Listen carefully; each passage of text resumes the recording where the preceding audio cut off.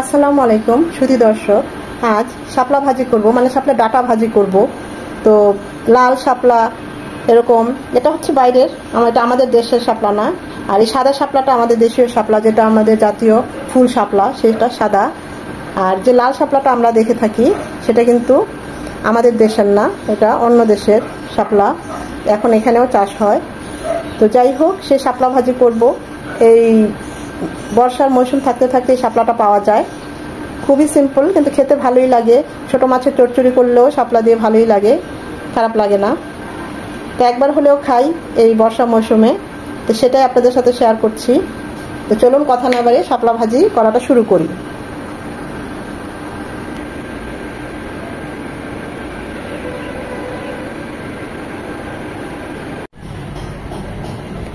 প্যানে দিয়ে দিচ্ছি সরষের তেল 2 চামচের মতো। তেলটা গরম হয়ে এসেছে। প্রথমে যে কাজটা করবো, এখানে আমি 4টা শুকনো মরিচ তেলে নেব, এই তেলের সাথে, মানে একটু ভেজে নেব মচমচে করে। মরিচগুলো এরকম কালার চলে আসলে, মানে মচমচ করে একবারে ভাজা হয়ে গেলে নামিয়ে নেব।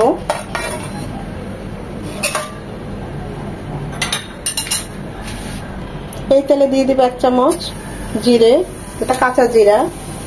সাথে দিয়ে দিব 2 চামচ রসুন কুচিটা 1 মিনিট হবে, আর জিরাটাও একটু ভাজা ভাজা হবে 1 মিনিট। এখন দিয়ে দিব 2 চামচ পেঁয়াজ কুচি। পেঁয়াজ আর রসুনটা একদম লাল লাল হবে, রসুন থেকে খুব সুন্দর একটা অ্যারোমা চলে আসবে। এইভাবে ভেজে নেব।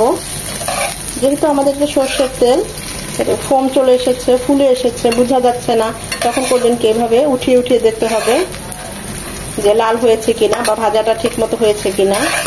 তা না হলে কিন্তু নিচে লেগে পুড়ে যাবে, তখন আর শাপলা ভাজিটা ভালো লাগবে না। একটু পরপর এভাবে উঠিয়ে দেখতে হবে চামচের সাহায্যে। আর একটু ভাজা ভাজা হবে। এই স্টেজে আমরা যে মরিচ, শুকনো মরিচ তেলে নিয়েছি বা ভেজে নিয়েছি, এটা একদম মচমচে, আমি 3-4টা মরিচ এভাবে ভেঙে দিচ্ছি। ফ্লেভার এবং ঝাল দুটোই বের হয়ে আসবে। যে যেমন ঝাল পছন্দ করেন ওই অনুযায়ী দিবেন। আমি 3টা দিলাম, কারণ আমি আবার একটু কাঁচা মরিচও দেবো সাথে। আরো 1 মিনিট ভেজে নেব পেঁয়াজ আর রসুনের সাথে।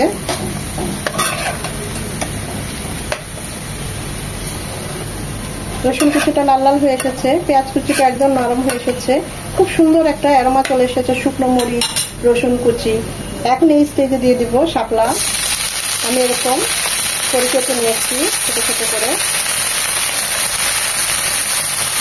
প্রথমে অল্প দিয়ে নেড়ে চেড়ে মিশিয়ে নেব, যেন নিচে পেঁয়াজ আর রসুনটা উপরে উঠে আসে।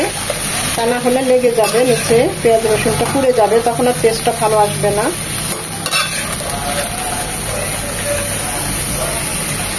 এখন বাকি শাপলা গুলো দেব, শাপলার ডাটা আর কি। মনে হচ্ছে অনেক, দেখবেন না, কমে যাবে। শাপলা থেকে যে পানিটা ছাড়বে, এই পানিতে আমাদের শাপলাটা হবে সেদ্ধ। এখানে কোনো এক্সট্রা পানি দেব না।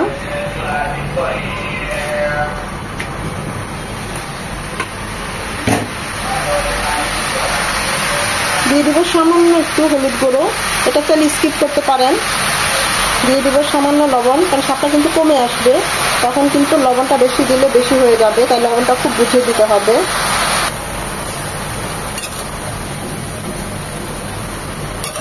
যখন শুকনো মরিচ এই শাপলা ভাজিতে খাবেন, খুবই একটা ভালো একটা স্মেল চলে আসে শুকনো মরিচের, খুব সুন্দর একটা টেস্টও আসে। আর যারা শুকনো মরিচ পছন্দ করেন না, তারা না দিলেও চলবে, কাঁচা মরিচটা দিলেই হবে। তবে এইভাবে শুকনো মরিচ দিয়ে এরকম শাপলা ভাজি একবার করে খাবেন, অসম্ভব ভালো হয়। বিশেষ করে শুকনো মরিচের যে ফ্লেভারটা আসে, এই ঝালটা খুব ভালো লাগে শাপলা ভাজিতে।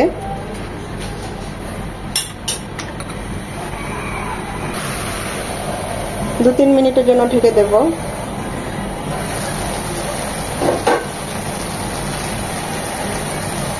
দিয়ে দিব 3টা কাঁচামরিচ মাঝখানে কেটে দিয়েছি, ঝালটা বের হওয়ার জন্য। এই যে শাপলা থেকে পানি উঠেছে, এই পানিতে আমাদের শাপলাটা কুক হবে। এখানে আমরা কোনো এক্সট্রা পানি দেব না, এভাবে ভাজা ভাজা করে নেব একটু নেড়ে চেড়ে।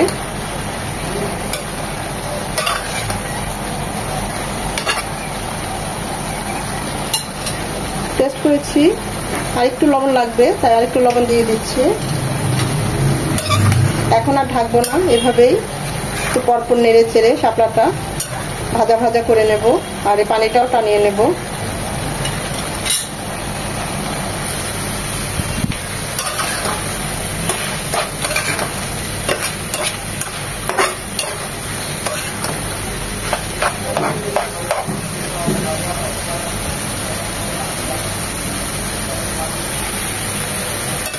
ছোট মাছ দিয়ে শাপলা চচ্চড়ি খুব ভালো হয়, আমার চ্যানেলে ভিডিওতে দেওয়া আছে।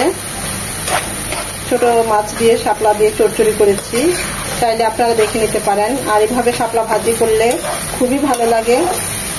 যারা একটু ঝাল পছন্দ করেন তাদের বলবো একবার হলেও এরকম শুকনো মরিচটা অবশ্যই দিবেন, স্কিপ করবেন না, একবার হলেও ট্রাই করবেন। আমার শাশুড়ি এভাবে করতেন শাপলা ভাজিটা, উনি আরো শুকনো মরিচ দিতেন। তা আমি বাচ্চাদের কথা ভেবে, বা আমিও খুব একটা জাল পছন্দ খেতে পারি না, তাই আমি একটু কমই দিলাম। উনি আরো 3-4টা শুকনো মরিচ এভাবে, তবে অবশ্যই এরকম ভেজে দিবেন, তাহলে ওই শুকনো মরিচেরটা ফ্লেভারটা এবং টেস্টটা খুব ভালো আসে। খুব বেশি নাড়াচাড়া করার দরকার নেই, তাহলে একদম মাখো মাখো হয়ে যাবে, খেতে ভালো লাগবে না। পানিটা থাকা চলবে না, একদম শুকনো শুকনো হয়ে যাবে। আমাদের ভাজিটা প্রায় হয়ে এসেছে, আর 2-1 মিনিটের মধ্যে হয়ে যাবে।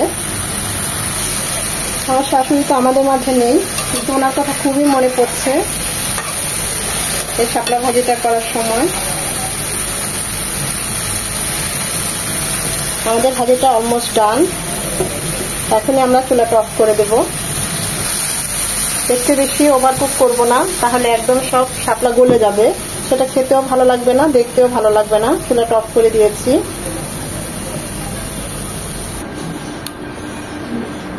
কালারটা একদম নষ্ট হয় নাই, ওভারকুক হয়ে যায় নাই, দেখতেই পাচ্ছেন শাপলাগুলো কত সুন্দরভাবে কুক হয়েছে। গরম গরম ভাত দিয়ে খুবই ভালো লাগে এরকম শাপলা ভাজি। এই বর্ষাকালে শাপলার সিজন, থাকতে থাকতে এরকম একটা ভাজি তৈরি করে আমাকে জানাবেন কেমন হয়েছে। আর যারা এইভাবে করে থাকেন তারা তো জানেনই।